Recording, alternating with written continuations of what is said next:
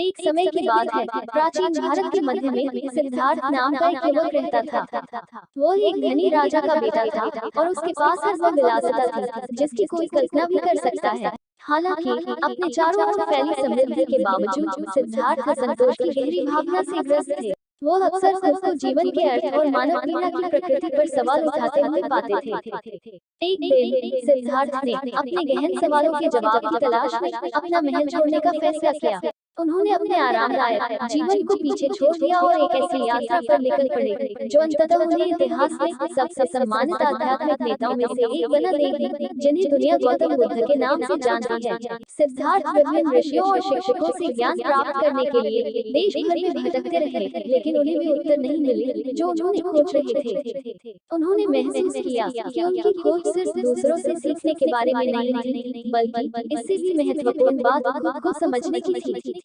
उन्होंने एक बोधि वृक्ष के नीचे ध्यान करने का फैसला किया और कसम खाई कि जब तक उन्हें सच्चाई नहीं मिल जाती तब तक वे वहां से नहीं उठेंगे। जैसे ही सिद्धार्थ बोधि वृक्ष के नीचे गहन चिंतन में बैठे, उन्हें बाहरी और आंतरिक दोनों तरह से अनगिनत आकर्षणों का सामना करना पड़ा। उन्हें प्रलोभनों और शंकाओं ने सताया था, लेकिन उन्होंने आत्मनियंत्रण की कला में महारत हासिल करने का संकल्प लिया। दिन रात में बदल गया और रात से दिन, लेकिन सिद्धार्थ आत्मज्ञान की खोज में दृढ़ रहे। सिद्धार्थ कई दिनों से ध्यान कर रहे थे जब इच्छा का दानव मारा उनके संकल्प की परीक्षा लेने आया। मारा ने सिद्धार्थ को उनके मार्ग से विचलित करने की कोशिश करते हुए सुंदर महिलाओं, भव्य दावतों और सांसारिक सुखों के दर्शन सामने लाए। ये प्रलोभन शक्तिशाली और आकर्षक थे, लेकिन सिद्धार्थ अविचल रहे। सिद्धार्थ समझ गए कि इच्छा और आसक्ति ही दुख का मूल कारण है। वो जानता था कि सच्चे आत्मनियंत्रण के लिए इन आंतरिक राक्षसों पर विजय प्राप्त करना आवश्यक है। उन्होंने इन प्रलोभनों को स्वीकार करते हुए उनके आगे झुके नहीं, ध्यान करना जारी रखा। प्रत्येक गुजरते प्रलोभन के साथ सिद्धार्थ का आत्मनियंत्रण मजबूत होता गया। सिद्धार्थ की लड़ाई न केवल बाहरी प्रलोभनों से थी, बल्कि अपने मन की उथल-पुथल से भी थी। उन्हें एहसास हुआ कि उनका दिमाग एक युद्ध क्षेत्र था, जहां विचार और भावनाएं लगातार युद्ध कर रही थी। उन्होंने मन की अराजक प्रकृति को देखा, जिसमें अतीत और भविष्य के विचार लगातार वर्तमान क्षण की उनकी खोज में हस्तक्षेप कर रहे थे। आत्मनियंत्रण हासिल करने के लिए सिद्धार्थ ने माइंडफुलनेस का अभ्यास करना शुरू किया। उन्होंने अपनी सांस, अपने पेट के उत्थान और पतन और अपने शरीर के भीतर की संवेदनाओं पर ध्यान केंद्रित किया।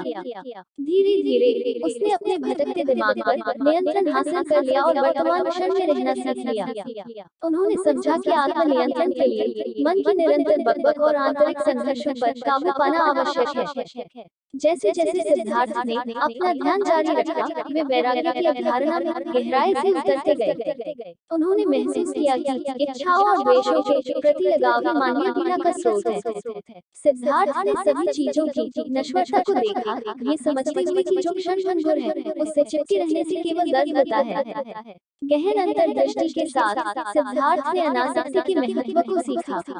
उन्होंने समझा कि सच्चे आत्मनियंत्रण का अर्थ जीवन के उतार चढ़ाव, निरंतर परिवर्तन और सभी चीजों की नश्वरता से प्रभावित न होना है। उन्होंने संपत्ति, लोगों और यहाँ तक कि अपने अहंकार के प्रति लगाव को दूर करने का अभ्यास किया। सिद्धार्थ की यात्रा केवल अपनी इच्छाओं पर विजय पाने के बारे में नहीं थी, ये दूसरों की पीड़ा को समझने और कम करने के बारे में भी था।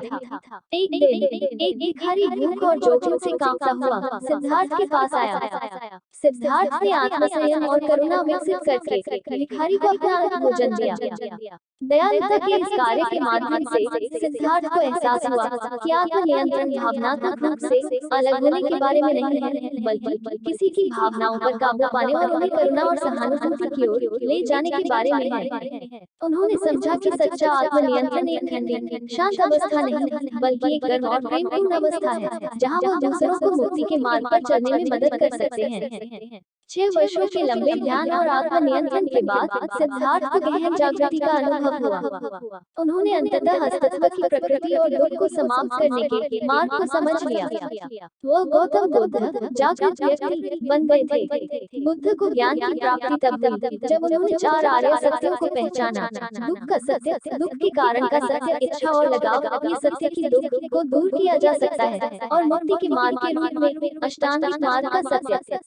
वर्षों के कठोर अभ्यास से विकसित उनके आत्मनियंत्रण ने उन्हें भ्रम के पर्दे के पार देखने और सच्चा ज्ञान प्राप्त करने की अनुमति दी। बुद्ध की यात्रा उनके ज्ञानोदय के साथ समाप्त नहीं हुई। इसके बजाय उन्हें अपने ज्ञान को दूसरों के साथ साझा करने की जिम्मेदारी की गहरी भावना महसूस हुई। उन्होंने हर किसी को जो सुनने को तैयार था धर्म मुक्ति का मार्ग सिखाना शुरू कर दिया। उनकी शिक्षाओं ने आंतरिक शांति और ज्ञान की स्थिति प्राप्त करने में आत्मनियंत्रण के महत्व पर जोर दिया। बुद्ध के शिष्यों ने भी उनके मार्गदर्शन में आत्मनियंत्रण की कला सीखी। उन्होंने महसूस किया कि मुक्ति के मार्ग के लिए अनुशासन, सावधानी और करुणा की आवश्यकता है। उन्होंने अष्टांगिक मार्ग का पालन किया, जिसमें सही समझ, सही इरादा, सही भाषण, सही कार्य, सही आजीविका, सही प्रयास, सही दिमागीपन और सही एकाग्रता शामिल थे। जैसे जैसे बुद्ध और उनके शिष्यों ने अपनी शिक्षाओं का प्रसार जारी रखा, आत्मनियंत्रण और आंतरिक शांति का संदेश समाज में फैलने लगा। जागृत व्यक्ति के ज्ञान को सुनने के लिए समाज के सभी वर्गों से लोग उमड़ पड़े। उन्होंने ध्यान, सचेतनता और करुणा का अभ्यास किया, जिससे उनका जीवन और उनके आसपास के लोगों का जीवन बदल गया। जैसे ही आत्मनियंत्रण और करुणा मूलभूत सिद्धांत बन गए, समाज बदलने लगा। संघर्ष कम हो गया और लोगों को भौतिक संपत्ति में नहीं बल्कि ज्ञान और समझ की आंतरिक संपत्ति में संतुष्टि मिली। आत्मनियंत्रण का संदेश फैलता रहा और अनगिनत व्यक्तियों के दिलों को छू गया। गौतम बुद्ध की शिक्षाएं समय और स्थान से परे हैं। आत्मनियंत्रण और आंतरिक शांति के मार्ग पर उनकी सीख 2 सहस्राब्दियों से अधिक समय से प्रासंगिक और प्रभावशाली बनी हुई है। दुनिया भर के बौद्ध धर्म का पालन करना जारी रखते हैं और ज्ञान प्राप्त करने और पीड़ा से मुक्ति पाने के साधन के रूप में आत्मनियंत्रण के लिए प्रयास करते हैं।